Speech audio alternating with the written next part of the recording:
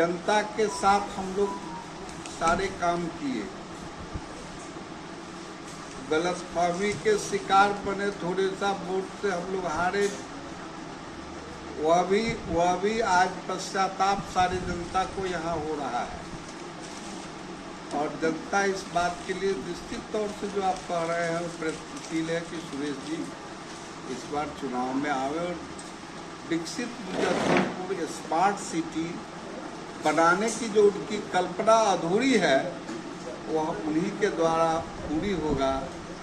Bairiya bus stand बनेगा, metro Muzaffarpur में चलेगा, हवाई जहाज पताही से उड़ेगा। ये काम सुरेश शर्मा ने जो अपने समय में लादा था, भाभा कैंसर रिसर्च इंस्टीट्यूट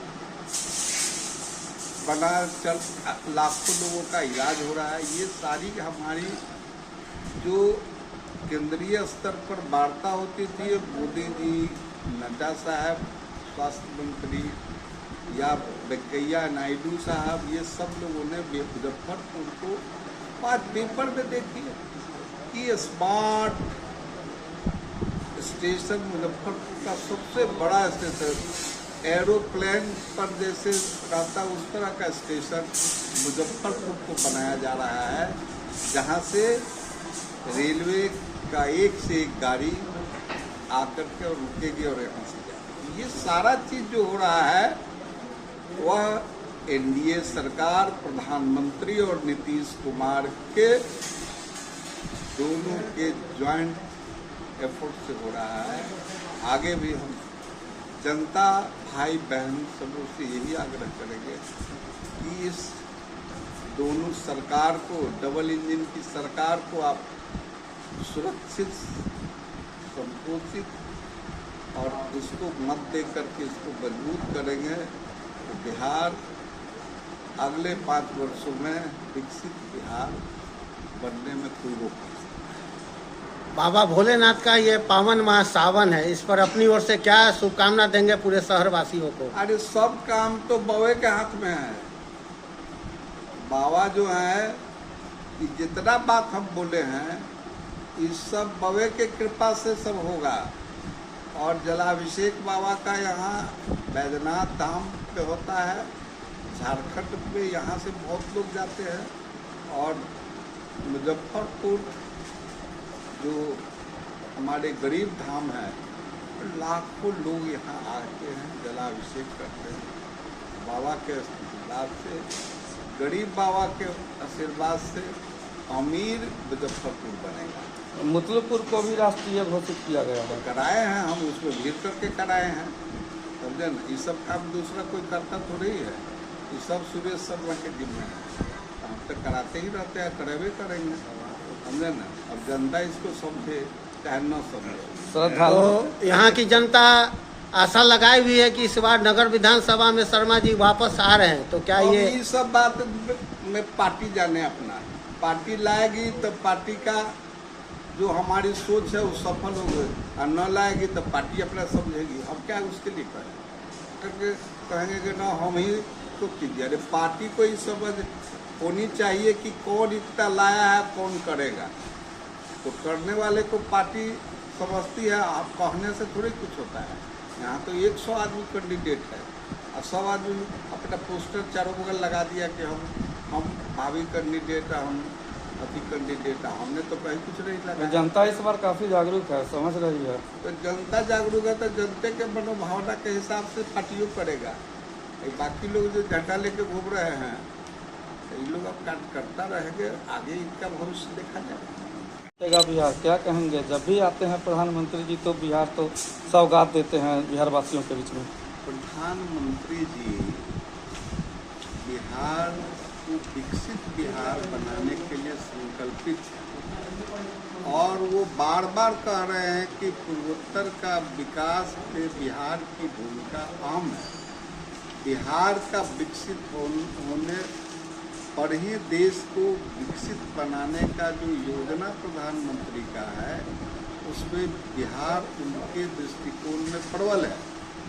इसलिए वो जब आते हैं तो बिहार को तोहफा के रूप में रोड, रेल, सड़क, पुल देते हैं।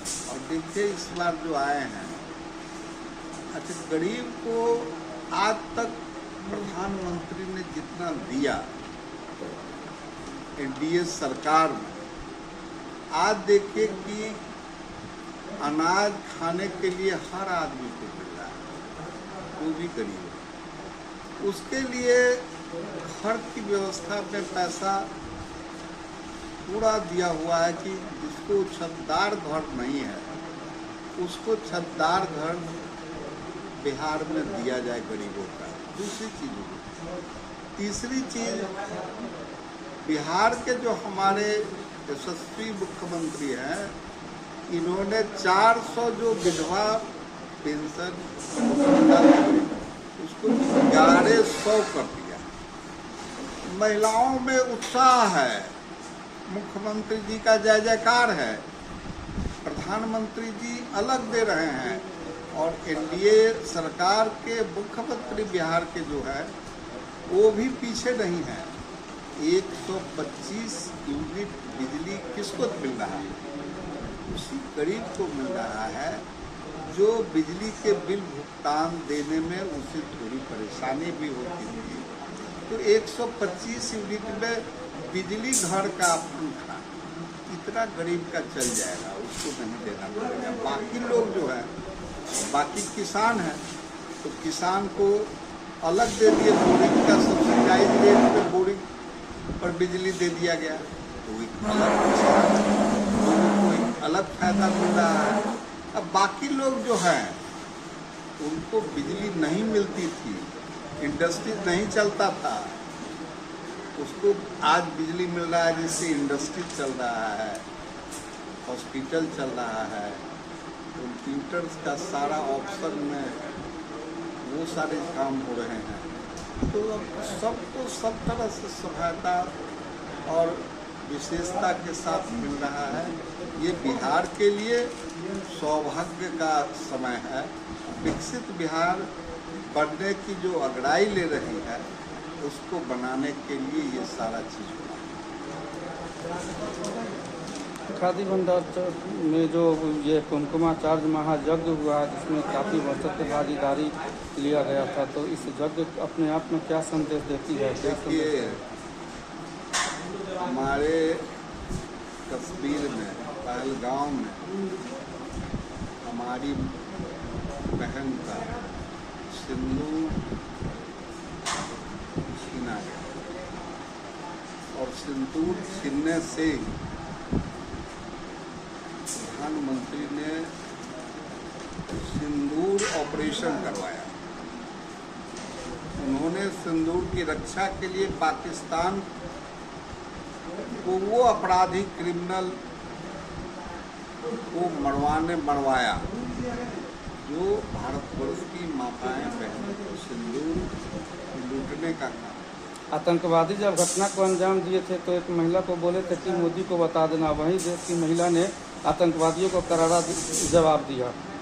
बिल्कुल, तो आतंकवादी से लड़ाई है, न पाकिस्तान से लड़ाई है, न किसी देश से हमारी लड़ाई है। आतंकवाद से प्रधानमंत्री की लड़ाई है, और आतंकवाद जहाँ रहेगा, अभी यहाँ का सिंदूर ऑपरेशन बंद नहीं हुआ है। प्रधानमंत्री कहे हैं कि जहाँ कोई इस तरह का आतंक फैलाएगा उसको उसी तरह से मारा जाएगा। और ये जो महायज्ञ सनातन की महिलाएं ने की, करोड़ों करोड़ आहुति दिया, वह माँ समता के रूप पे सब उपस्थित होकर उनको प्रार्थना किया कि भारत में नारी सशक्तिकरण हो, महिला को पढ़ाओ, बेटी पढ़ाओ, बेटी बचाओ, और देश की रक्षा, यह देश की रक्षा। इसके लिए यह यज्ञ यहाँ पर खादी भंडार में और की गई, और आप देखिए कि लाखों हजारों लोग आकर उस यज्ञ को सफल बनाए। नगर विधानसभा में आपकी मांग हो रही है काफ़ी कि शर्मा जी हमारे, हम शर्मा जी के, इस पर क्या कहेंगे? भाई देखिए, अब सवाल है कि पार्टी का हम लोग काम करने वाले कार्यकर्ता रहे।